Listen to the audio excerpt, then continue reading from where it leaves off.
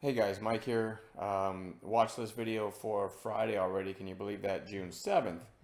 Would have made the video sooner, but I'm trading GameStop here in after hours. Right now it just hit 49.99. I took the break of the high of day, which was 47.50, I believe.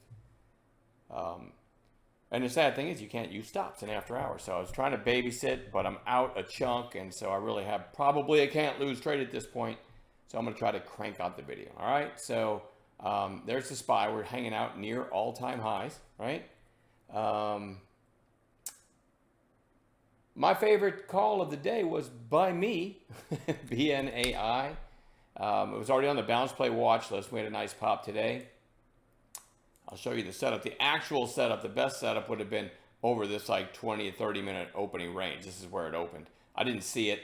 So then it pops up and tops out. Go GameStop. Tops out at 415. Came back down. I called it long back through 4, which happened right here. My worst case stop was at the 20, the 520. And it ended up going all the way to 580.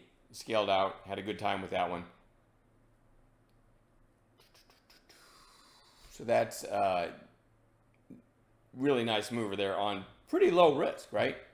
And then there were some good buy zone posts in chat by others. I'm not going to go into them now. You can tell. You can tell I'm sidetracked because I'm in a stock that's ripping. I may have to pause the video and scale some more here.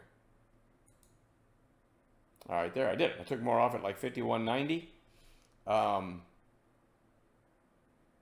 Let me go back to the daily here. All right, so anyway, let's talk about what we're watching tomorrow. Let me slide this over real quick for new members. Please check that out, read it. It explains what we do. All right. So GameStop, let's start with that one. GME, certainly going to be on watch tomorrow. As I said, it's trading in after hours right now at 51.50. It topped out at 52 so far. Hope it keeps going. LFLY, nice volume. I'm not sure why, but I'm going to put it on a chart. You know, we like to focus on the in-play stuff.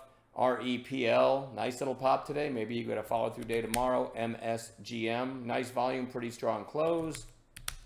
AMBA, still kind of flagging below that whole number 60. SG, had that big rip yesterday and then a quiet inside day today, so I'm looking for a third day play there. XERS is still just kind of flagging after that last pop. There's the pop and there's the flag. BNAI. I wish this would have closed stronger, right? Had a solid green candle here, but either way, you had this big rip, few days lower, and a big intraday rip today before pulling back a bit. But I do still like the looks of this chart. EDBL. Not a really pretty chart here, but let me zoom in a little bit. You can kind of see the extra volume and the nice pop.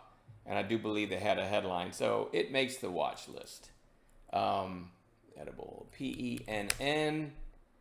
I had a nice pop here to slightly over 18, pulled back for a few days. I probably should have had it on bounce watch, right? And it's starting to curl back up. AFMD, 3-day pullback after a big rip. GPS, just another red day after that big gap up, goes on bounce watch. And then VERO. Closed at 59 cents. Right now, its last print, I think, was 90. Is that right? No. $1.51. My bad. So it's definitely gapping. The only news I could find was a regained NASDAQ compliance. I really don't see stocks rip like that on something like that, but we'll see, right?